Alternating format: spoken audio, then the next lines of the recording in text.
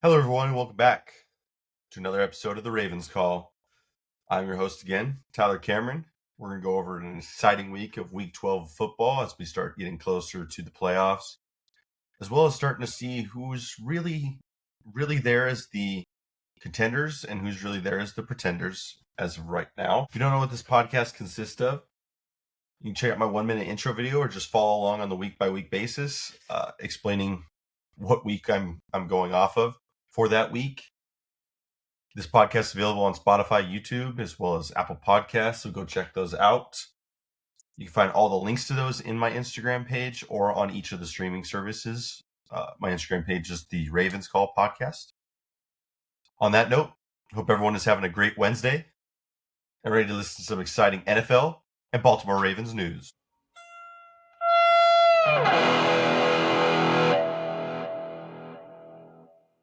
All right. So, had a good amount of games in Week 12.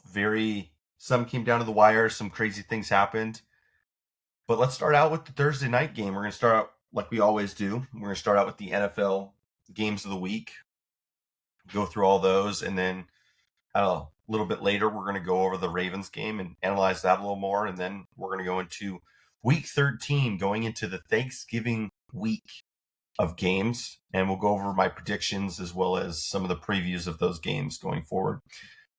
But let's see what we got here. So Thursday night game is towards the end, I believe it was a snowy game. And I guess this is in the Steelers persona of they play well and then they lose to a crappy team. I mean, I can't fault them because, honestly, Ravens have done the same. We lost to the Browns, but we're getting better. Russell Wilson had a pretty decent game. So did Jameis Winston. Steelers really not able to run the ball effectively. Not really Cleveland either, but Nick Chubb was able to punch it in for 2 touchdowns. Pretty shaky game from both teams. Steelers losing really creates a great opportunity for us to win. Steelers need their offense to do well because if the Steelers don't play well on offense, they will never win any game. Their defense can only hold up so long, and as teams start to figure out the game plan that the defense has, the offense will need to step up. And so the Browns were able to win this game 24-19, a big win for the Browns as well as for the Ravens because now we're even closer to getting to that spot of being able to contend for the title on that, because I know that the Steelers have to play the Bengals twice, which is nice for us, and they have to play us once, and I believe they still have to play Kansas City. Yeah, they still have to play Kansas City, so it depends on where the Kansas City is at that point. But yeah, at this moment, the Steelers are 8-3. They just can't do anything offensively. They're not an offensive-based team. All right, on to the Sunday games. Now, we'll go over the Broncos one first because that's just one of my other favorited teams. Broncos we're playing the Raiders. Broncos were able to win 29-19. Raiders were able to get some good points in the second quarter with a lot of trick plays from a fake punt to just some other good plays, some trick plays on that. But let's go over for Denver. Denver won the game 29-19. Bo Nix had another phenomenal game, 25-42, 273 yards and 2 touchdowns. Only took 1 sack, which is really good. The only problem for Denver is they can't seem to run the ball at all. I mean, Javonte Williams are starting back, 8 carries, -2 yards. It's really tough on that for them. But going on from their rushing, Sutton, another great game. Vele stepped up. Once they get Reynolds back, I think that's going to help out a lot because, Humphreys isn't really the guy. Troy Franklin, he's a deep threat, but nothing more. So it should be Mims, Vele, Sutton, and Reynolds, in my opinion, for that. But they were able to kind of swing the momentum a little bit after an interception from Gardner Minshew, which now Gardner Minshew is done for the year after he broke his collarbone in the end. Desmond Ridder came in, and it was too little too late. Denver had sealed the game. They had played well. Jacoby Myers was able to have a pretty good game. for the Raiders, 10 receptions, 121 yards. But other than that, Broncos are 7-5, looking to make the playoffs. They're right now the 7 seed, having a pretty good schedule if they can just kind of win a couple key games here towards the end. But we'll see. Right now, that was a huge staple of a win. They're 2 games over 500. I know this team did not have those expectations going in, but I truly believe that Bo Nix, as he got more accustomed, just kind of fit the mold a lot better. And right now, I think Bo Nix is offensive rookie of the year, in my opinion. Gardner Minshew, I'm not really going to talk about his stats. He threw the ball pretty decently, but again, too little, too late. Raiders are 2-9 as expected. On to, some would say, was the game of the week in the morning games. I would say was a divisional game, Bears and Vikings. Bears have played pretty well the last week, and then this week, Caleb Williams had another great game, but let's go over the Vikings first. Sam Darnold played a pretty decent game, 22 for 34, 330 yards and 2 touchdowns. Just really good game from him. Aaron Jones was able to run the ball effectively, 22 carries, 106 yards and 1 touchdown.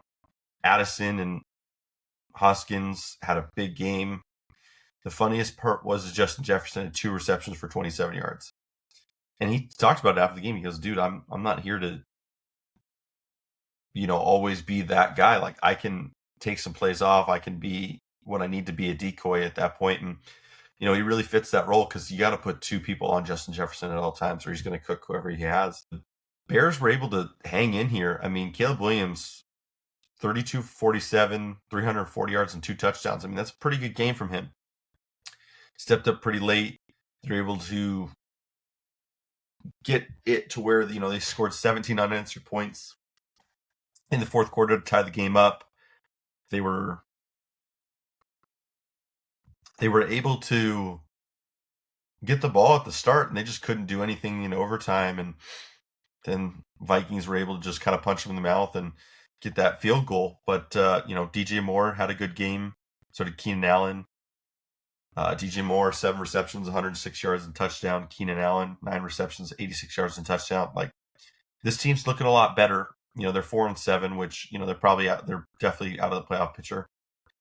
But, it's a good start for Caleb Williams. He's starting to see it better, and he's starting to adapt a lot better, because at the start, I'm like, if he keeps going down this path, he's going to be more of a bust than I knew he would be. But he's starting to show up.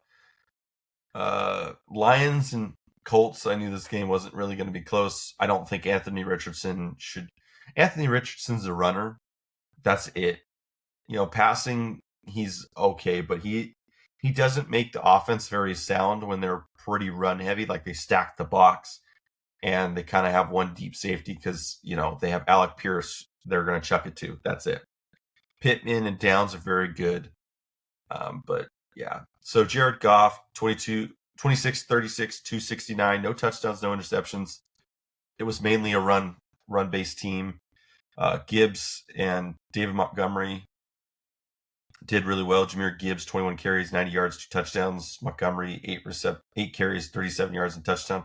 I think Montgomery got hurt towards the end, but don't quote me on that. Passing wasn't too much there. It was more like their running game, they just attacked because they could just do no wrong. Anthony Richardson for the Colts, 11-28. We ran the ball for 61 yards. It just looked like a terrible game for them. Lions were able to win 24-6, holding them without a touchdown. So the Lions are 10-1. Vikings are 9-2. And then we'll get to their other divisional game later on. Dolphins, Patriots. Dolphins have always whooped the Patriots, so let's go over that. Drake May had a pretty decent game, threw a pick, though. 22-37, 222 yards, a touchdown and an interception. Weren't able to run the ball. Weren't able to really... He doesn't have the weapons that a lot of other people have, so that's kind of diminishing him there. For Miami, Tua came back, 29 of 40, 317 yards and 4 touchdowns. Really good from him. Waddle finally broke out. Johnny Smith looked really good. as well. Weren't able to really run the ball, but we're able to pass the ball. So right now the Dolphins are 5-6. They have the best position to overtake a spot in the playoff run. But for the Dolphins, they do have really tough schedules going forward. I think they have Green Bay on Thanksgiving, so that kind of hurts them as well. And they have to play Buffalo again, I believe. So that's the tough part right now for them. But they were able to beat the Patriots 34-15. Now for the blowout century game, which everyone knew this was going to happen, was the Bucks and the Giants. The Giants just let go. They just released their starting quarterback, Daniel Jones, which is kind of funny because, they paid him all this money and now he's in dead cap. So for everyone making fun of Denver and how Russell Wilson was, I just want to remember, too, that the Giants hold dead cap for Daniel Jones from last year and this year now. And they're the second and 10th highest dead cap space for some people. And you still sucked because you gave Saquon Barkley to the Eagles, which later on I'm going to talk about the Eagles game, and I'm going to tell you about Saquon Barkley, and then you can kind of see, because Saquon Barkley leads the league in rushing. And it's just so funny to me. Like the Giants and the Jets right now are the worst organizations in the league. The Jets are a lot sadder than the Giants, in my opinion, because they have all the skills to win it. And now I'll talk about the Jets later. Sorry for going off track, but the Giants and the Jets are New York teams, just suck. But let's get into the game. Tampa Bay won the game 30-7. Baker Mayfield 24-30, 294. No touchdowns, no interceptions, which is very weird. The run game was just able to, they ran for 4 touchdowns. Bucky Irving, 12 carries, 87 yards, a touchdown. Rashid White, a touchdown. Baker Mayfield, a touchdown. Sean Tucker, a touchdown. It was just one of those games. Mike Evans had a really good game. So did Bucky Irving in the past game, but they just could do no wrong. There's 11 receivers that caught the ball that game for Tampa Bay. They did really well offensively and as well as defensively. Giants played terribly. Tommy DeVito couldn't get anything going. The run game was terrible. They scored a pity touchdown in the very end, so that's why they have 7 points. But other than that, Baker could do no wrong. They're trying to push up, hopefully seeing if they can get a playoff spot going forward, because their schedule, I think, is going to be a little easier, but don't know for sure. On to another division game. It's a huge upset. The Cowboys beat the Commanders. Cowboys, it was a slow game. I think that Washington was not able to play their best brand of football. They had 9 points going into the fourth quarter. They didn't look that good. But let's get into it. Cooper Rush, 24-32, 247 and 2 touchdowns. That's really good from him. Good to see him get a win. Good to see him play good. Rico Dowdle, 19 carries, 86 yards. Another good rushing game. CeeDee Lamb, 10 receptions, 67 yards. He's their workhorse that they're going to use. Jaden Daniels for the Washington was 25-38, 2 touchdowns, but 2 interceptions really cost them. Threw for 270 yards. Jaden Daniels was able to run the ball. They weren't able to run the ball very well, other than Daniels with 74 yards and touchdown. Scary Terry had a big 86-yard touchdown towards the end. This was chaotic, so I'll paint you a picture. So there were 3 touchdowns done in like the last 40 seconds. So the first touchdown was a kick return. Let's see here. I just want to see how long it was. 99-yard kickoff return by Turpin. That put them up by 10. And then Jaden Daniels gets the ball, and he chucks it to McLaurin for about 15 yards, and McLaurin turns a 15-yard catch to an 86-yard touchdown. Then they kick the onside kick to try to get the ball back, and the guy was able to get it and go, so to speak. He caught the ball and just ran it in for a touchdown, which actually I missed up on something that was crucial, because there was so much chaotic stuff going on in this game that I almost lost track, was they were going to tie the game. The reason they had to onside it was because they missed the extra point kick, which he missed a field goal that game and he missed 2 extra points, which really cost him his team the win. It was such a chaotic game. Good bounce back game for the Cowboys. I mean, they're just kind of looking to kind of just make some games up at this point. They're not going to be in playoff contention or anything like that. But Washington at 7-5 really hurts their standings and makes the Eagles in a better position to coast to the division lead on that. But yeah, Cowboys win 34-26. On to the Chiefs and the Panthers. Now, Mahomes had a good game. He sacked 5 times, though. Rushing was okay. Passing wasn't really there. The funniest part is I get it. I get it. Yeah, the Chiefs were supposed to win this game. They're 10-1. The Panthers scored at will. The Panthers scored 27 points on supposedly one of the top defenses. And Kansas City, yes, they moved the ball a little bit, but they looked sluggish. Like, they don't look like a good team. I mean, when Bryce Young played Denver, he got smashed. Or actually, Andy Dalton played them, I believe. No, it was Bryce Young. He played Denver and he got smashed. He went out here and was able to just devour Kansas City's defense. And, it clearly showed. I mean, they were able to run decently, but it is what it is. The Chiefs are the worst 10-1 team I've ever seen. They just kind of squeak by wins.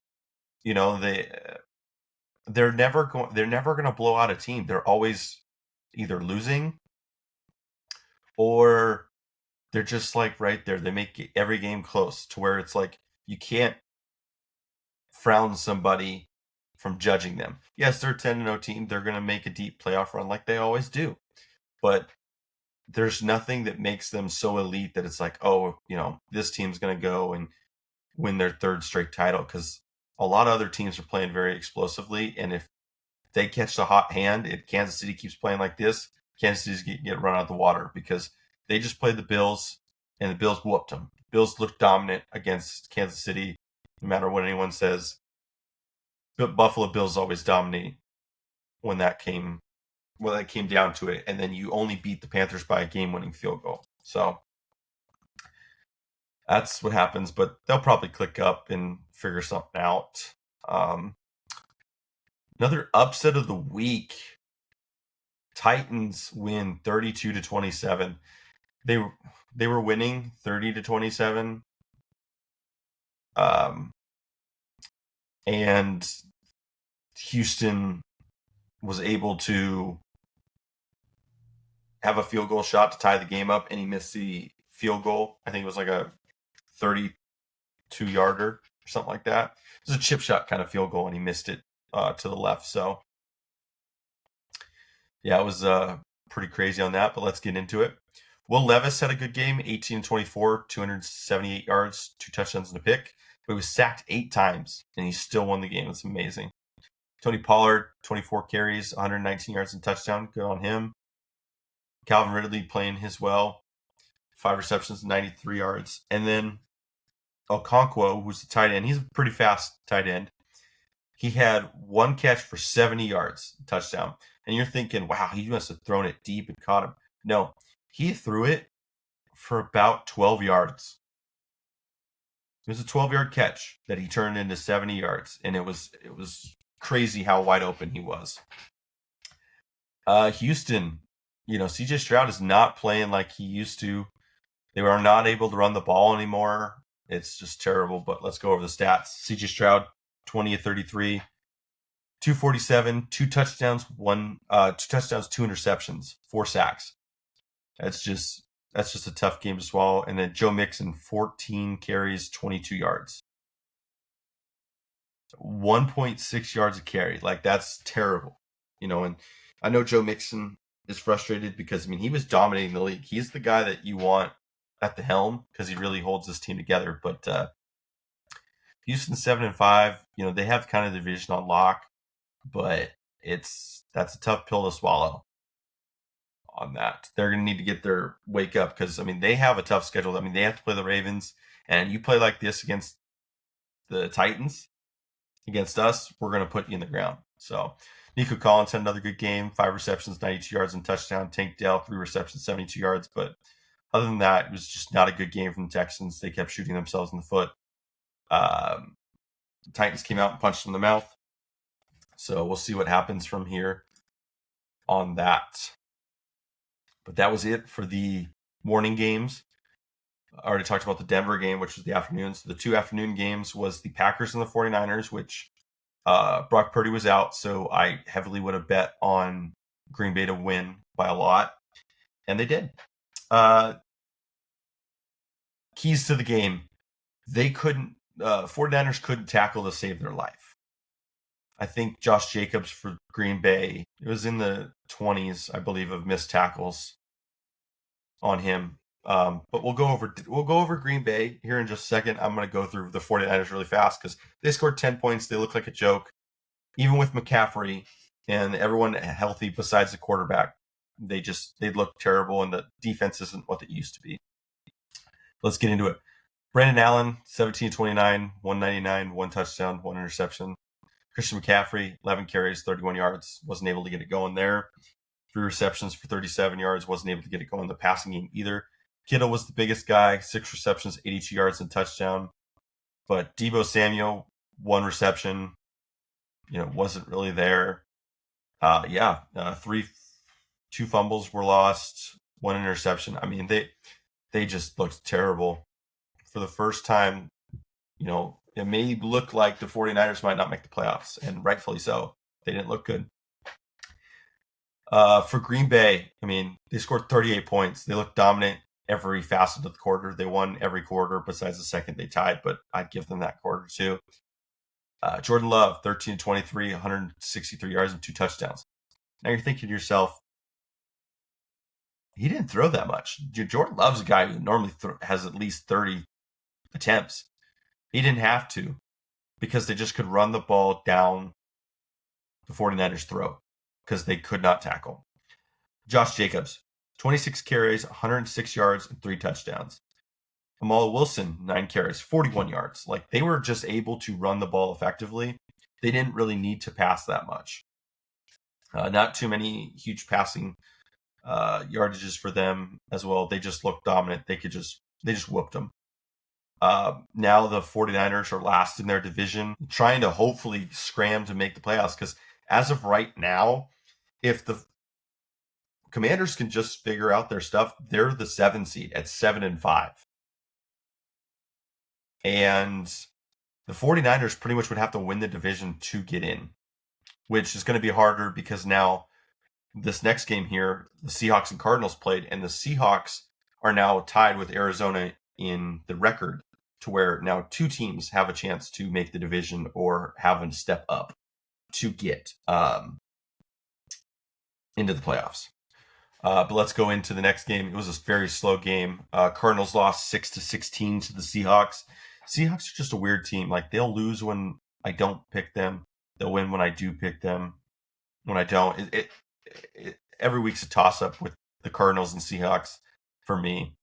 But Kyler Murray, 24-37, 285, and an interception, was sacked 5 times. Weren't able to run the ball. Passing wasn't really there besides McBride, 12 receptions, 133 yards. Geno Smith had a good game.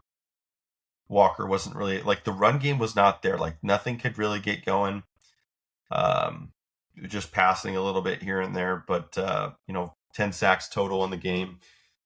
Seahawks were just able to get it down in more manageable sets and really kick those field goals and make them where needed. So we're able to win 16-6. Now they're the division leaders. Cardinals are right behind them. We'll go off the standings here towards the end of the episode for that. And then on to the Eagles and the Rams. The Sunday night game. Remember how I talked about the Giants? Well, here's why we laugh at the Giants. Jalen Hurts, 15-22, 179 yards and touchdown. he didn't really have to do much. And next week, they're really going to have to focus on the pass because the running game will not be as effective against their next opponent than it is the Rams. Saquon Barkley, 26 carries, 252 yards, and 2 touchdowns. He was able to run the ball at will. Almost 10 yards a carry. It was amazing. He just was able to run the ball at will. There was no stopping him. A.J. Brown, 6 receptions, 109 yards, and a touchdown. But other than that, I mean, the Eagles were able to score at will. It was pretty easy of a game. When you have Gainwell, Barkley, they were able to just run at will. 314 yards rushing will win you any game. So for the Rams, passing was there, running was there. I mean, they could do good on offense, but they just couldn't keep up when your defense gives up 37 points. So Eagles win 37-20. Eagles will have a tough game coming up. The Rams are 5-6, looking for a bounce back. They're still another team that could play really well as well. But that's it for the Sunday games. Now we're going to move on to the Monday night game, which is also the Ravens game. So next up on the docket, we're going to talk about the team you're all here for, the team you know and love, the Baltimore Ravens.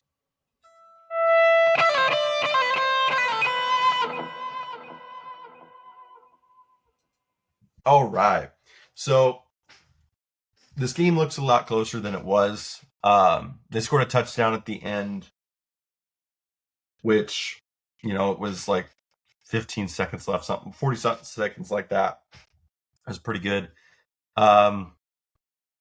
Ravens at the start of the first quarter and then a little bit into the second were down 10-0. They just didn't look good. First quarter, Chargers were just able to drive down and it made it look effortless. But the defense started to step up, started to figure some stuff out, was really able to win, so to speak. So let's get into it. Lamar Jackson, 16-22, 177 yards and 2 touchdowns. Didn't really have to pass the ball too much. Was able to throw a 40-yard bomb to Rashad Bateman that set the tone in the second quarter with that second touchdown. But, Derrick Henry, when you give this guy more than 20 carries a game, he's going to win you. And Derrick Henry, 24 carries, 140 yards. He's massive for us. He's big. Justice Hill was able to score a touchdown with us with a 51-yard touchdown. Lamar Jackson was able to score a touchdown running. Zay Flowers was our top receiver, 5 receptions, 62 yards. Andrews and Bateman were able to score a touchdown. Devontae Johnson, still no receptions yet, but I think he's going to become a bigger weapon as things goes on because people are going to try to lock down. Zay Flowers are going to try to take the deep shot away from Bateman, and Johnson one-on-one against their third guy is never going to be a good matchup for whoever is playing them. And we're going to need him next week, especially in the pass game, because they're going to try to lock down a run game and see if we can just pass against them. And I think Johnson's looking for a breakout next week. But let's go into the Chargers. This is a revenge game for a lot of the Chargers because a lot of the Chargers were former Ravens as of recent. Herbert played well, 21-36, 0 touchdowns, 0 interceptions. We're able to run the ball in with Herbert. Gus Edwards is able to run the ball in at the end. Conkey, 6 receptions, 83 yards, but we were able to hold everyone kind of in check. J.K. Dobbins went out with the injury. Wishing him kind of the best because I know how much he wanted this game to go his way. The bigger key, and I think something that really helped the Ravens was the Chargers shooting themselves in the foot a little bit too, was Quentin Johnson, 0 receptions, 0 yards, 5 targets, all 5 drops. They weren't targeted and missed. He dropped all 5. That really set the tone for us there, and that's why I'm so glad we picked Zay Flowers over Quentin Johnson because, I wouldn't have wanted Quentin Johnson on my team. Our defense was able to do well. I mean, 4 sacks on Herbert. That's really, really good. Let's check on some penalties. There was a penalty that I think the league needs to go off of. I mean, 9 penalties, 102 yards. That's not shocking, but we get a lot of penalties that no one else is getting. There was a penalty called, I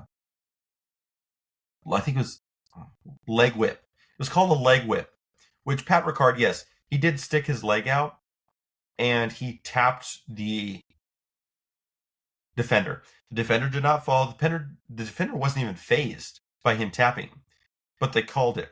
Now, a lot of the things too, are penalties that we're so critiqued on heavily that uh, not. It just seems like there's a lot against us, and I'm like, what did we do wrong? We're not the champs. We didn't. We don't cry to the ref. We're not the ones that we play physical brand of football, and why are we getting penalized? Go penalize the Chiefs. The Chiefs don't get any penalties, and the right tackle is always false starting. I mean, that's the joke of the league is why did they not get the penalties and we do? There was some penalties that, yeah, by all means, yeah. But we were able to limit the penalties in the end.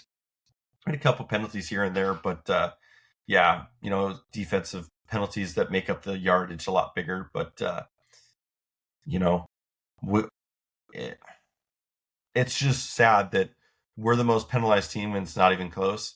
And I know the first game of the season, we were called for the same penalty 3 times, but the right tackle for the Chiefs did the same thing every down and never got it. So that's what irritates me is it's very one-sided. Now the Chargers played a great brand of football. They didn't have many penalties. They're a good sound team and they're 7-4 for a reason. So, you know, I don't see it as, oh, they were siding with the Chargers over us. No, it just seems like the Ravens either are very obvious or we're very ticky-tacky with our fouls. But we were able to win the game 30-23. It was more 30-16, and we were kind of cruising.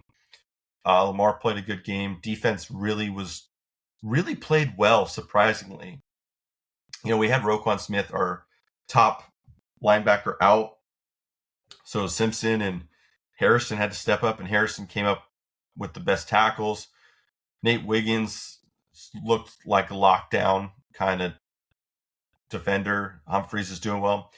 Tre'Davious White looks really good. Stevens always scares the shit out of me because I just really think that he needs to work on himself a lot more. But good win for the Ravens. Got another big game coming up here soon, so hoping to win that and then go into our bye week. But yeah, all right, let's get into week 13 previews. All right, so we are into the Thanksgiving weekend. We got 3 games in Thanksgiving, and we'll go over them.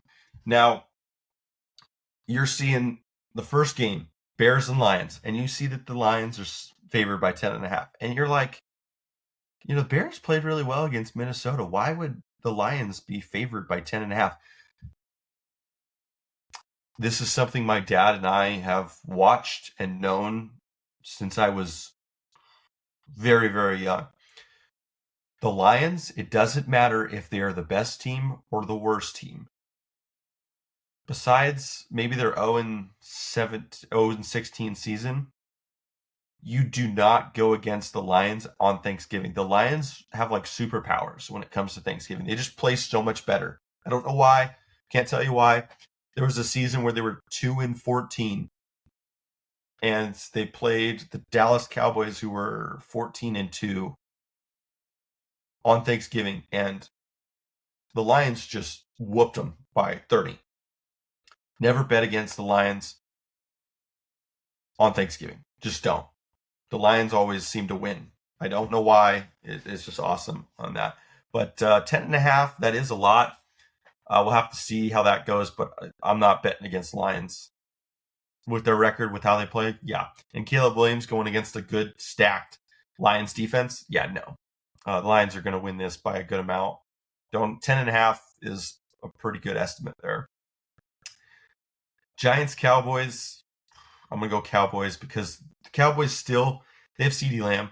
They're able to run the ball a little bit better, but their defense is starting to stack up a little more, and that's freaking hilarious. So if you guys are able to watch my screen or see my screen here, the Giants passing leader is Daniel Jones. They're still showing him there, which is funny because he doesn't play for the team anymore. So that's the funniest part there for me. That's what's getting me a laugh there. But I'm going to go Dallas. Dallas to win by at least a touchdown, I believe. Ooh, got a good Thanksgiving night game. Dolphins and Packers. Packers favored by 3.5. I'm gonna go with Packers. Yes, the Dolphins are 5-6. They're starting to get a click back, but they haven't faced a good team yet to really show that. Packers defense is looking really good, and their run game and pass game just look really good as well. And I'm hoping that they win because I don't want to see the Dolphins in the playoffs. I don't think that they're good enough to be in the playoffs. And I need teams in the playoffs that, can maybe potentially face the Chiefs and win.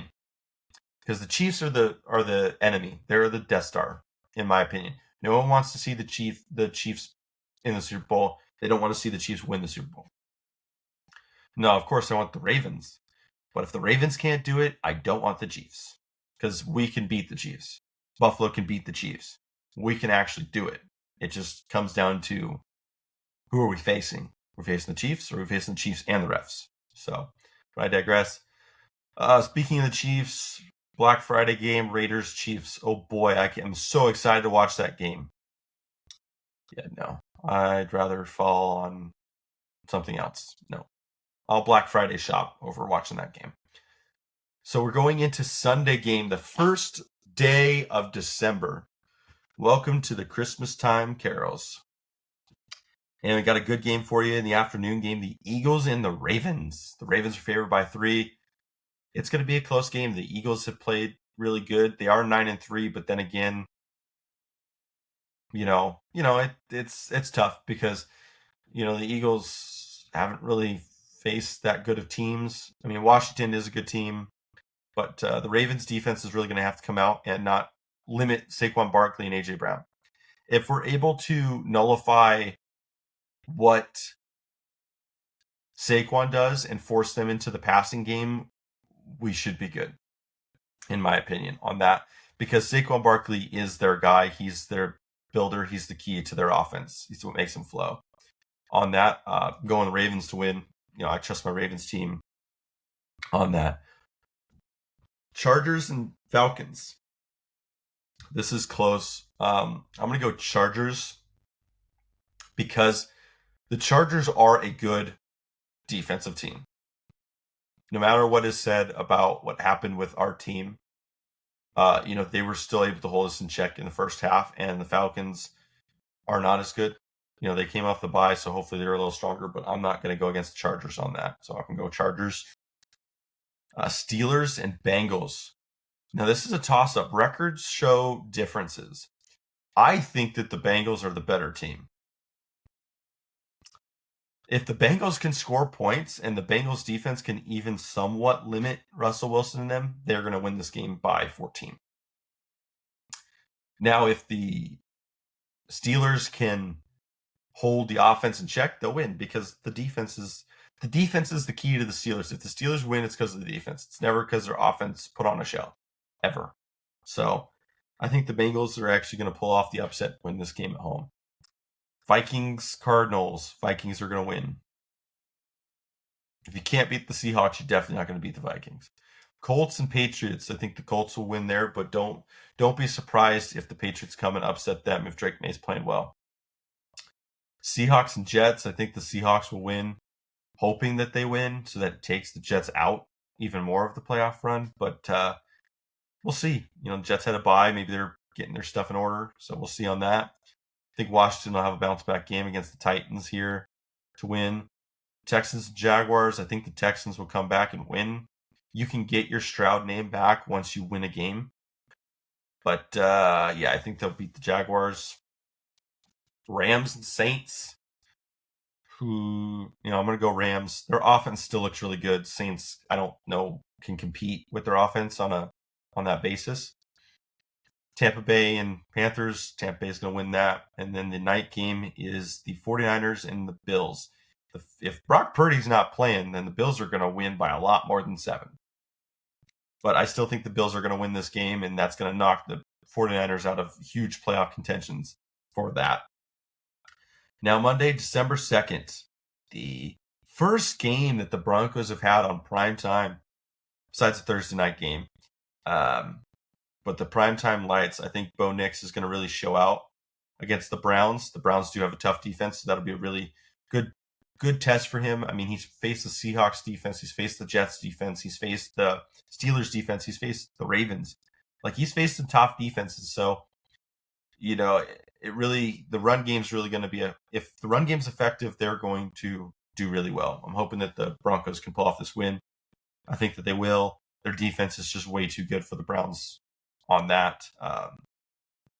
First game back for Jeudy to go up against his old team, but Jeudy is facing Pat Surtain, and Pat Surtain has locked up way better receivers than his sorry ass. So I think Denver will win this game too. All right, we're not going to go over the stats because there's no big deal to that. Not at this point. We'll look toward that toward the end. So, playoff pitchers. So as of right now, Kansas City is 10-1. They can't really lose another game. In the essence of, if the Bills stay where they are, the Bills will take the 1 seed. And right now, Kansas City would play Denver, and Kansas City does not want to play Denver, because Denver, if Bo Nix continues to play how he's playing, and their defense is as locked up as it is, they will win. So Steelers are the 3 seed still. They're going to stay the 3 seed for a while because the Texans are still not playing up to par on their end, but they play in a terrible division, so it's pretty easy for them to make the playoffs. The 4 seed. 4 seed is the Texans, 7-5. Baltimore just beat the Chargers, so we're at the 5 seed now. 8-4. Chargers 7-4. Broncos 7-5, and the Dolphins are right there at the 8 seed at 5-6. They still have one more game to play. In the essence of, they've played 11 games, and a lot of the other teams have played 12. But the Dolphins do have a tough schedule. They have Green Bay on Thanksgiving. They have a lot of other bigger games. Let me just quickly show you here.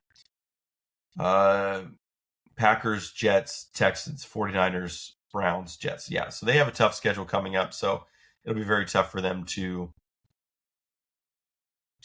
do well on that. Colts are 5-7 after that loss. And then the Bengals are still pretty in it, so to speak. I'm hoping that Denver is able to beat the Browns and then get to that 8-5, so it's not as big of a deal, because the Bengals, they have a pretty easy schedule going forward. Them playing the Broncos here, it really depends on where the Broncos are at on that front, but I'm hoping that one of these teams can kind of beat the Bengals besides the Steelers.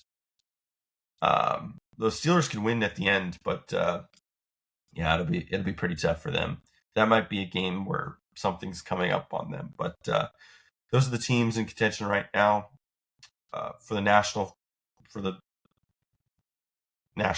Football Conference. Wow, I'm brain farting here. The NFC. There we go. Wow, brain fart.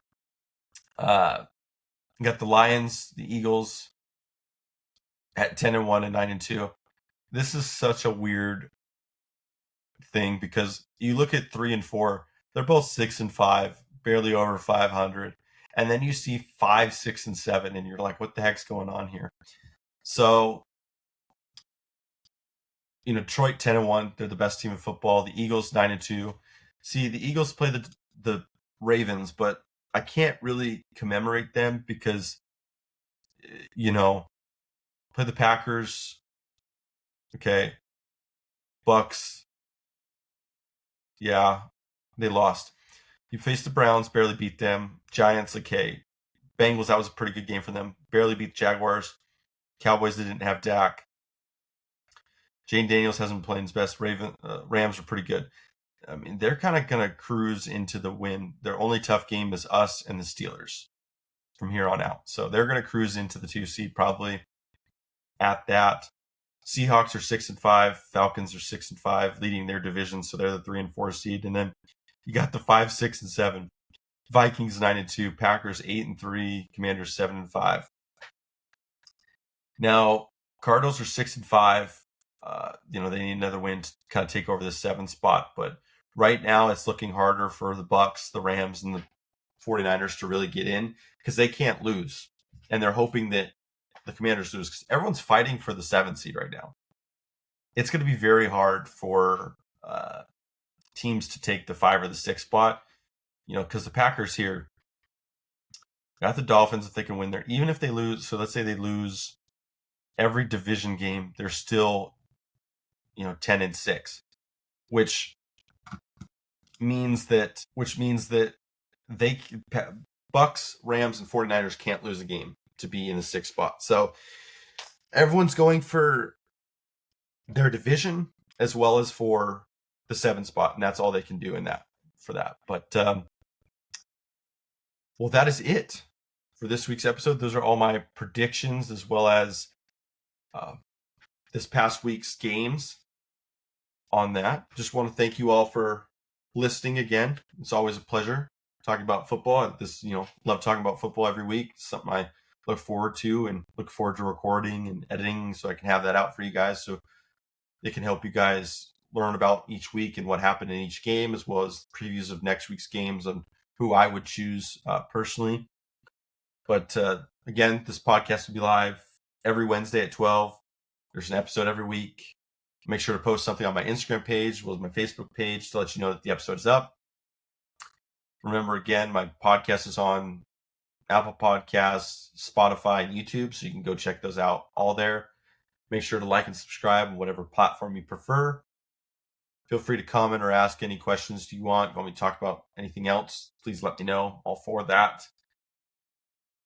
Also, again, all the music and sound is brought to you by my brother-in-law, Justin. So, Justin, thank you for that. Well, Ravens Nation, thanks for joining me on this episode. Until next time, stay fierce, stay loyal, and keep rooting for that purple and black. I'll see you next time on The Ravens.